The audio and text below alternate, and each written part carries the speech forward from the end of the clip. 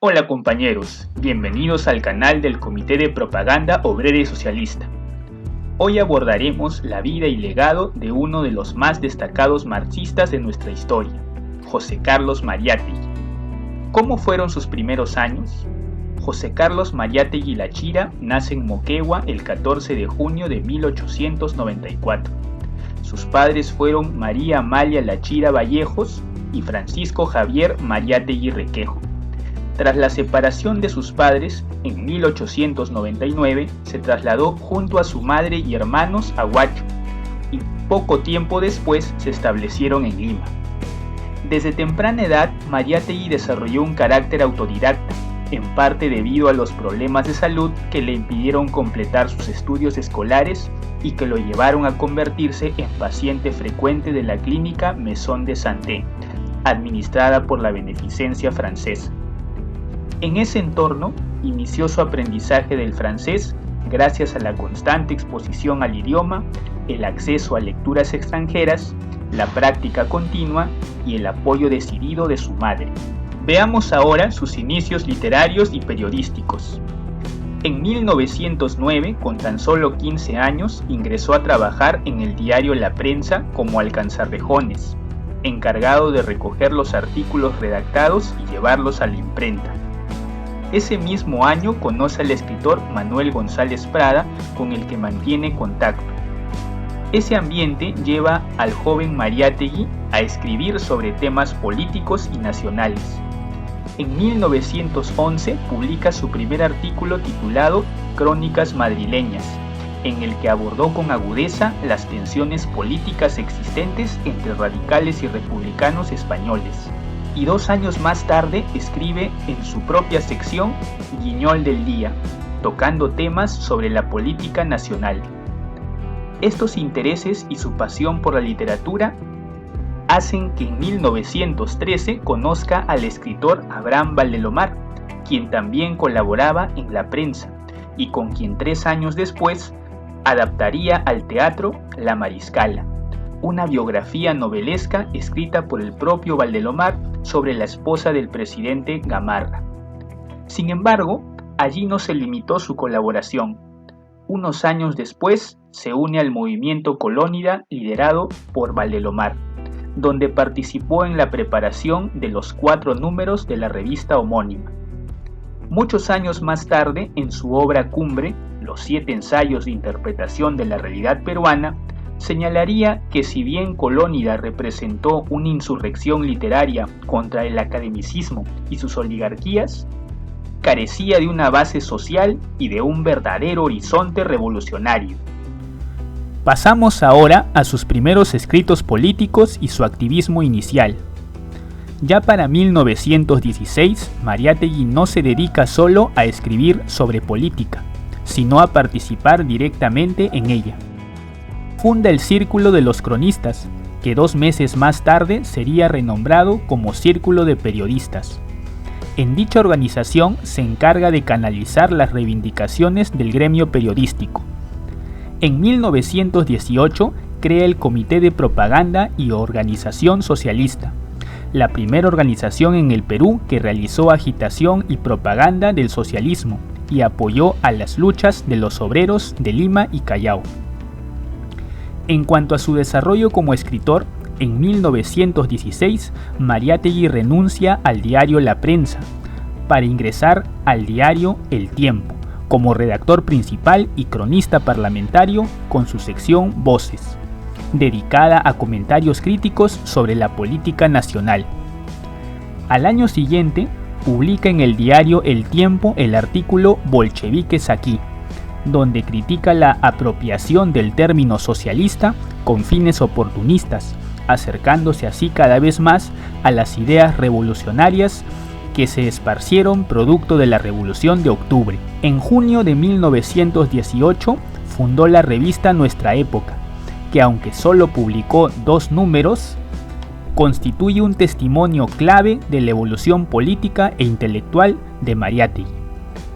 En su artículo Malas tendencias, el deber del ejército y el deber del Estado, Por ejemplo, critica la intervención de los militares en asuntos políticos y aboga por una orientación estatal centrada en la educación y el trabajo, en lugar de la militarización. En 1919, junto a César Falcón, ex compañero de la prensa, fundó el diario La Razón, donde apoyó activamente las luchas obreras y estudiantiles. Esta postura crítica motivó que el régimen de Leguía clausurara el periódico.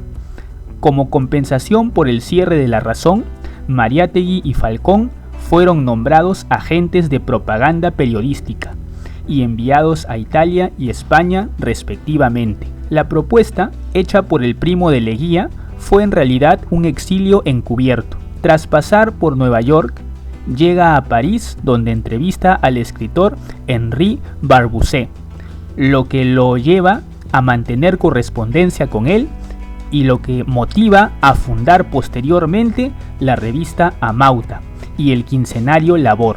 Termina así su edad de piedra y comienza su etapa madura o plenamente marxista. Mariátegui y su estancia en Italia. En la ciudad de Génova, Mariátegui conoce a Ana Chiappe en la misma casa de reposo donde se hospedaba. Ella se convertiría en su pareja hasta el final de sus días y la mujer con la que tendría 4 hijos. Después de ello, Mariátegui se reencontró con Falcón en la ciudad de Nervi y juntos se dirigieron a Roma, a donde llegaron a inicios de enero de 1920. Allí acepta ser corresponsal del diario El Tiempo en Europa.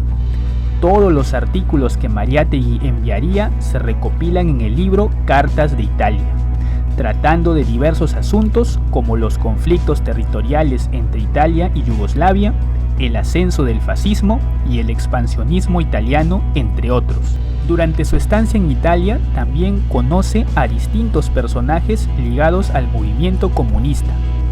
En la ciudad de Turín, junto a Falcón, conoció al líder comunista Antonio Gramsci.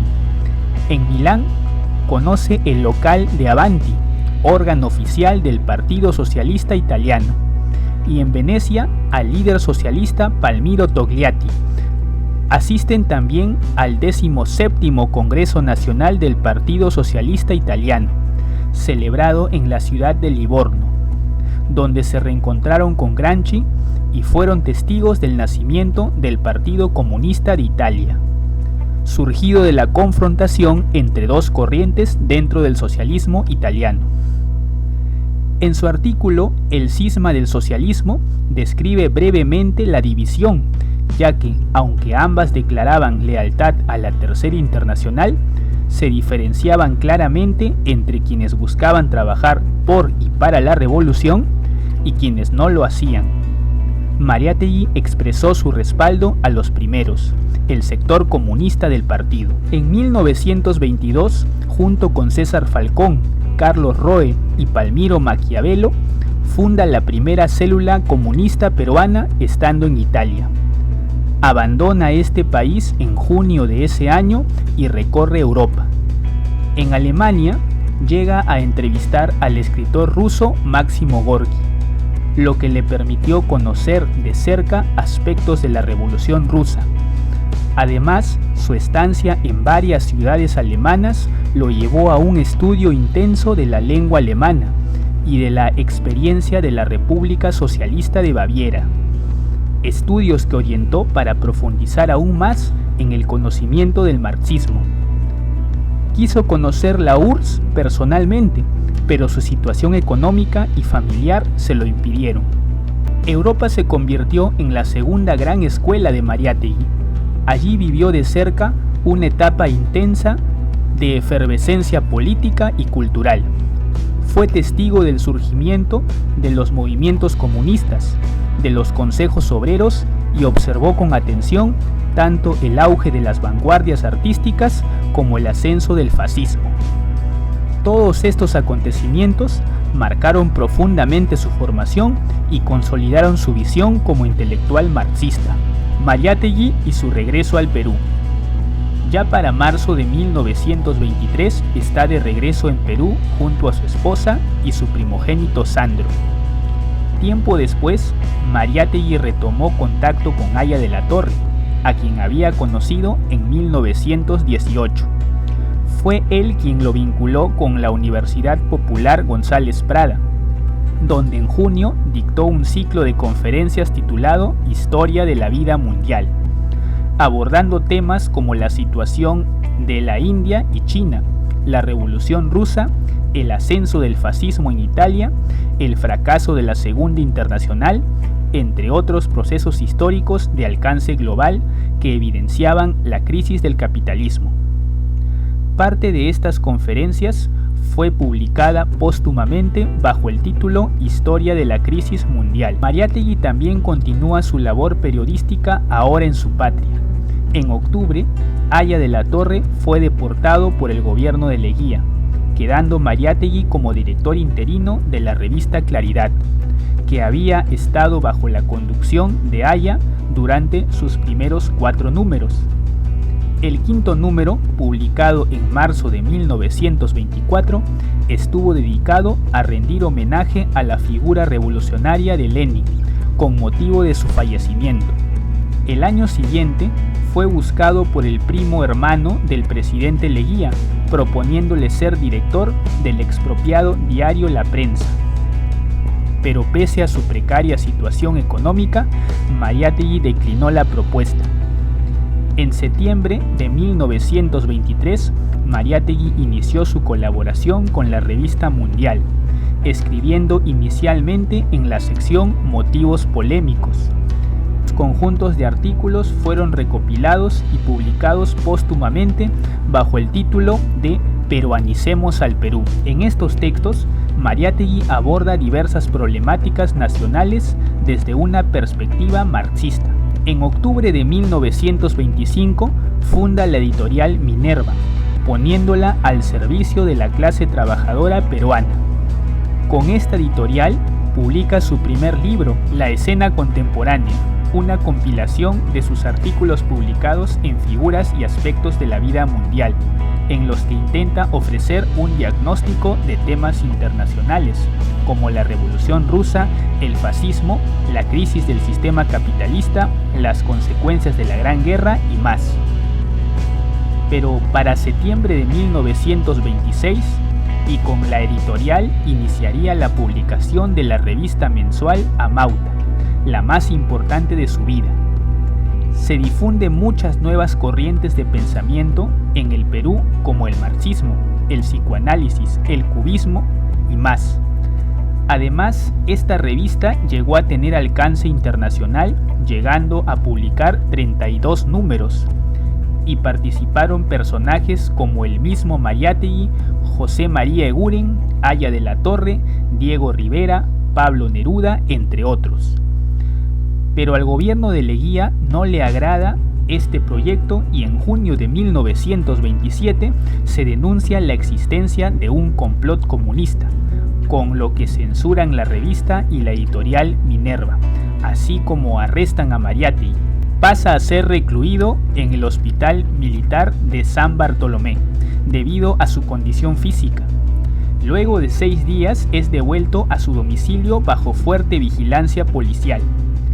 Gracias a que intercedieron figuras del mundo intelectual como Gorki o Barbusé, entre otras, se pudo volver a poner en circulación la revista Amauta, publicándose el 10º número en diciembre de 1927.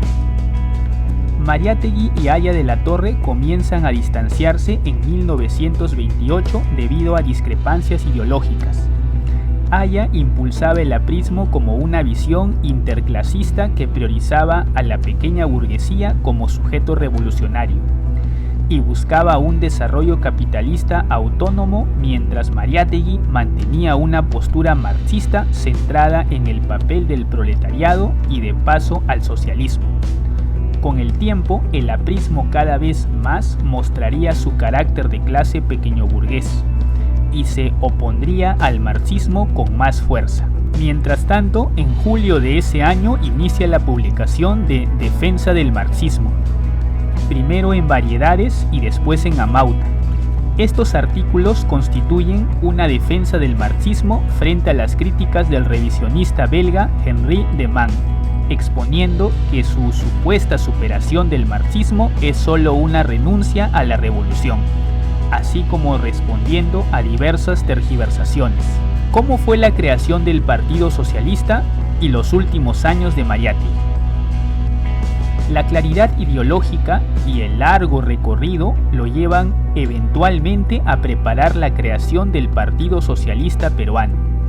Este se funda el 7 de octubre de 1928, teniendo a Mariátegui como secretario general, Ricardo Martínez de la Torre como secretario de propaganda, Bernardo Reckman, tesorero, y como coordinadores sindicales Avelino Navarro y Manuel Hinojosa.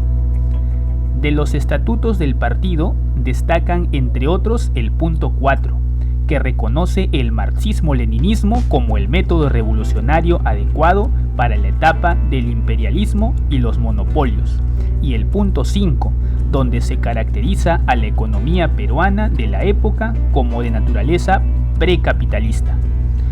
Para noviembre del mismo año funda el Quincenario Labor, una revista que se convertiría en el órgano de difusión de las organizaciones sindicales que más adelante, el 7 de mayo de 1929, darían origen a la Central General de Trabajadores del Perú. También en noviembre de 1928 se publicaría el segundo libro de Mariátegui y su obra más importante, 7 ensayos de interpretación de la realidad peruana.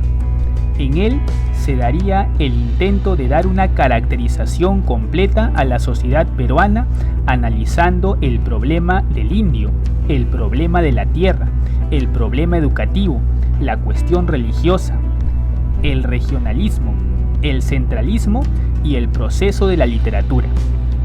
Uno de los resultados principales de este análisis es que el Perú de esa época era una sociedad semifeudal y semicolonial, en tanto que mantenían relaciones de servidumbre en el campo y estaba subyugado económicamente por Estados Unidos. El 4 de marzo de 1930, Mariátegui escribe las tesis de afiliación a la Tercera Internacional, donde propone que el recién creado Partido Socialista Peruano se una a la Tercera Internacional, aceptando las condiciones de ingreso, sentando así las bases del futuro Partido Comunista del Perú. Por esos años, la salud de Mariátegui comenzaba a deteriorarse. Ya en mayo de 1924 había sufrido una grave crisis que obligó a la amputación de su pierna derecha para salvarle la vida. Finalmente, falleció el 16 de marzo de 1930, como consecuencia de las complicaciones derivadas de la enfermedad que lo aquejaba desde hacía tiempo. En su corta pero intensa vida, José Carlos Mariátegui logró fundar una guía teórica y práctica para la acción revolucionaria en el Perú, adaptando el marxismo a las condiciones históricas, económicas y culturales concretas de nuestra sociedad sin perder su esencia revolucionaria. Con gran agudeza identificó el gamonalismo, la estructura agraria semifeudal, el carácter semicolonial del Estado y la situación del indígena como ejes fundamentales para comprender la opresión de las masas peruanas en esa época. Por ser el primer pensador comunista en nuestro país, fundar el primer partido marxista-leninista del Perú y haber analizado a través del marxismo la lucha de clases en el Perú de aquel entonces, José Carlos Mariátegui Lachira es un ejemplo y guía para todos los trabajadores en la construcción del socialismo. Finalmente, compañeros, estudiar la vida de Mariátegui no es solo un ejercicio de memoria, sino un compromiso con la transformación de nuestra realidad. Hasta la próxima.